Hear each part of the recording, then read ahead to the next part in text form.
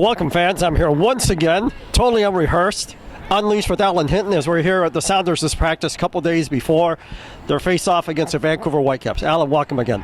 Well, thank you. It's nice to be here. Beautiful day in Seattle. Sounders are looking good in practice. Well, Alan, I know that you've been involved in a fair number of derbies, and it seems like it's maybe derby weekend in soccer all over the world.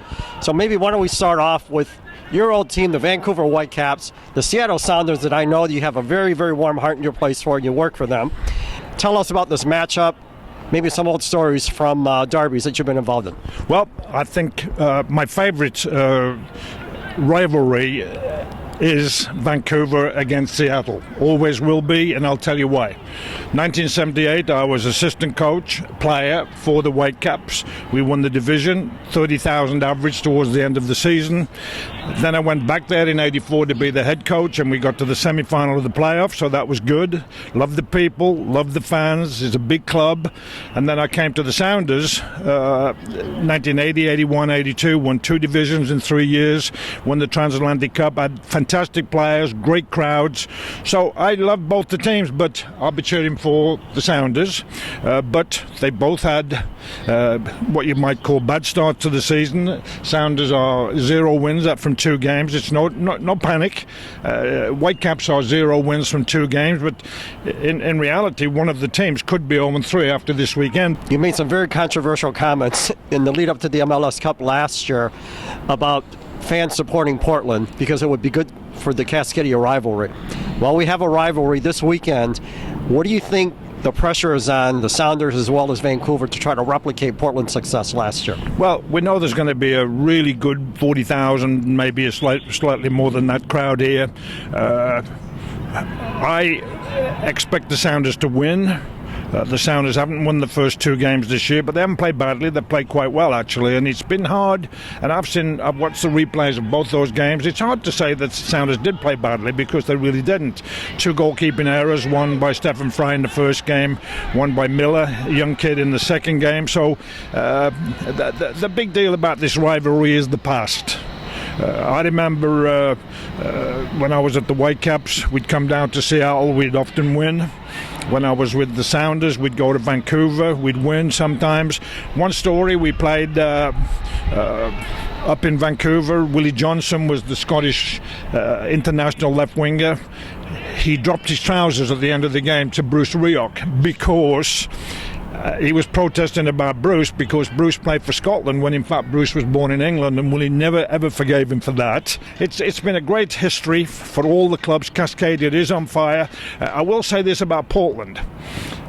Last year, for most of the year, Portland was a very ordinary team. They just hit their stride when it came to the playoffs, and they won it, which is very possible if you're in form at the playoff time. They're still an ordinary team this year for me. So sometimes if your name's on the trophy, I mean, don't forget they were 2 posts away from being knocked out. But when the bounce of the ball goes for you, just like you see all the time in the game, the bounce of the ball and the game of inches is what the game's all about after the coaches and the players have given everything they can. You mentioned the English Premier League season winding down, Alan, and you also mentioned Arsene Wenger at Arsenal, potentially maybe not coming back next year. I think Wenger's in trouble. I think he's tinkered too much, often too many times with his lineup. You're talking about that out of 3 trophies now. They cannot win the league, in my opinion. They're way out of it. I think Wenger, the fans are going crazy. They're sticking signs up, time for you to go, Arsene. He's been a great servant to Arsenal. Maybe it is time for the change. I'm a fan of his, but he's been tinkering with the lineup too many times for me, and he doesn't know his best lineup even at this late stage. Last question, Alan. Yesterday, we saw an incredible match between Juventus as well as Bayern Munich. Juventus is up 2 goals. Bayern Munich comes back, 2 more goals in extra time to go on to the next round of the Champions League.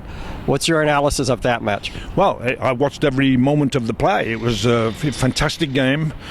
Juventus played absolutely brilliantly in the first half. We're 2-0 up. Which meant the game was almost over. Could have gone 3-0 up. One of the players missed an open net. I'm sure the fans in Bayern were going, Guardiola, time for you to leave now, sunshine. You're letting us down. See you later. And then all of a sudden they wanted him out, and then all of a sudden the team starts to play. They changed the tactics. I'm not sure it was knowingly, but they wouldn't cross the ball in the first half of the game. And then all of a sudden they started to cross the ball. Don't forget Lewandowski and Müller are very, very good headers of the ball. So they started to cross the ball in the second half. And then that's when they got back in the game. But I felt sorry for Juventus. Should they have pushed forward to try and get a goal in the second half instead of putting 5 at the back and 4 in the front? They looked organised, but then all of a sudden a couple of crosses comes in, the game over. But in the end, it was a fantastic game. My hope now is that Bayern plays Manchester City. I love Guardiola to have to go to Manchester City before he becomes the full-time coach of Manchester City next year. But great comeback by Bayern, and but the team to beat is still going to be Barcelona. Well, Alan, thank you once again for your comments. We'll talk to you and we'll do an analysis of this weekend's matches. And as usual, another great session of Alan Hinton Unleashed. All right, thank you very much.